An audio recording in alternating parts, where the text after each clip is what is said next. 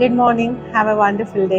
ప్రియ సహోదరి సహోదరుడా, మన జీవితంలో ఏదైనా మనం కోల్పోయినప్పుడు మనం అనుకుంటాము, ఇంకా నా లైఫ్ అంతా ఎండ్ అయిపోయింది, నా జీవితం ముగించబడింది, ఇంకా నా డోర్స్ అన్నీ క్లోజ్ అయిపోయాయని అనుకుంటా ఉంటాము.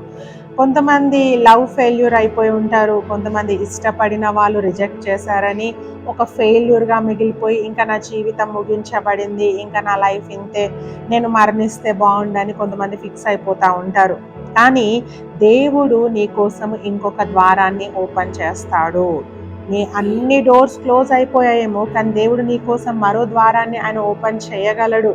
నీకు తెలుసా, నువ్వు అనుకుంటున్నావు, నేను ఇష్టపడ్డాను, నేను అనుకున్నాను, నేను ఫలాని వ్యక్తిని పెళ్లి చేసుకోవాలనుకున్నానని నువ్వు ఇన్ని రోజులు వాళ్ళ వెంటపడి నీ టైం అంతా వేస్ట్ చేసుకున్నావేమో, నీ ఎడ్యుకేషన్ వేస్ట్ చేసుకున్నావేమో, నీ తల్లిదండ్రులను పక్కన పెట్టేసావేమో, నీకంటూ నీ సొంత వాటిల్లో నువ్వు ఆలోచన చేసుకోనకుండా ఇంకొక వ్యక్తి కోసము నీ జీవితం అంతా ధారపోసావేమో. అయితే దేవుడు మరి ఒక ద్వారాన్ని నీకు తప్పకుండా ఓపెన్ చేస్తాడు. దేవుడు నీకు చక్కటి జీవిత భాగస్వామిని ఇస్తాడు. నిన్ను అర్థం చేసుకునే వారిని, నిన్ను ప్రేమించే వారిని, నిన్ను గౌరవించే వారిని దేవుడు నీకు జీవిత భాగస్వామిగా దయచేస్తాడు. ఎవరో నిన్ను విడిచిపెట్టి వెళ్ళిపోయారని ఎప్పుడు కూడా భయపడకు, బాధపడకు. చాలాసార్లు ఇంకా కొన్ని విషయాలలో కూడా మనం అనుకుంటాం, నా డోర్స్ అన్నీ క్లోజ్ అయిపోయాయి, నేను ఫైనాన్షియల్గా అన్నీ కోల్పోయాను, నా డబ్బులన్నీ లాస్ అయిపోయాయి, బిజినెస్లో లాస్ వచ్చింది, ఇంకా నాకు మరణమే శరణం అనుకుంటాము. నో, దేవుడు నీకు ఇంకొక ద్వారాన్ని ఓపెన్ చేస్తాడు. ఒక ద్వారము నీ కోసం మూయబడితే దేవుడు నీకు 100 ద్వారాలు ఓపెన్ చేస్తాడు. కొన్నిసార్లు మనం అనుకుంటాము, నా ఆరోగ్యం క్షీణించిపోయింది, ఇంకా నేను చావుకు దగ్గరయ్యాను అనని. బట్ నో, దేవుడు నీకు ఇంకొక ద్వారాన్ని ఓపెన్ చేస్తాడు. దేవుడు నీకు చక్కటి ఆరోగ్యాన్ని ఇస్తాడు. నువ్వు నిలబడి అనేకులకు సాక్ష్యం చెప్తావు, దేవుడు నన్ను బ్రతికించాడు అని. సో ఎప్పుడు కూడా డోర్స్ క్లోజ్ అయ్యాయని బాధపడకండి. దేవుడు నీ కోసము అనేకమైన ద్వారాలు, అనేకమైన ఆపర్చునిటీస్ నీ కోసం ఓపెన్ చేసి పెట్టాడు. రూత్ అనే స్త్రీని కూడా మనం పరిశుద్ధ గ్రంథంలో చూస్తూ ఉన్నాం. ఆమె లైఫ్లో అన్నీ క్లోజ్ అయిపోయాయి.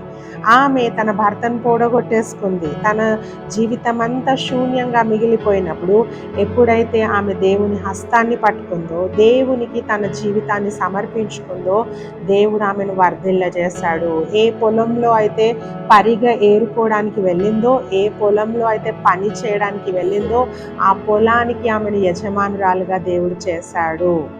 బోయాజును ఆమె వివాహం చేసుకున్నట్టు మనం చూస్తూ ఉన్నాము. ఎందుకు ఆమె అంతగా ఆశీర్వబడిందంటే, ఆమె దేవుని చేతిని పట్టుకుంది, దేవుని తన జీవితంలో ఆధారం చేసుకుంది, దేవుని పైన ఆధారపడడం మొదలుపెట్టింది, నిజమైన దేవుడు ఆయన అని తెలుసుకుంది. ఈరోజు నీ పరిస్థితి, నా పరిస్థితి ఏంటి? నువ్వు దేవుని హస్తాన్ని పట్టుకుంటా ఉన్నావా? ప్రార్థన జీవితం నీకుందా? వాక్యానికి లోబడే మనస్తత్వం నీలో ఉందా? ఉంటే తప్పకుండా దేవుడు నీకు మరొక ద్వారాన్ని ఓపెన్ చేస్తున్నాడు. ఈరోజు ఒకవేళ దేవునికి నీ జీవితాన్ని సమర్పించుకోగలిగితే, ఎంతమంది ఎన్ని ద్వారాలు మూసేసినా దేవుడు నీ కోసం నూతన ద్వారాన్ని తెరవబోతా ఉన్నాడు. అందులో నువ్వు వర్ధిల్లుతావు, అందులో నువ్వు ఆశీర్వదింపబడతావు, అందులో నువ్వు ఆరోగ్యాన్ని పొందుకుంటావు, అందులో నువ్వు చాలా సంతోషంగా జీవిస్తావు. So God is going to open a new door for you today. May God bless you.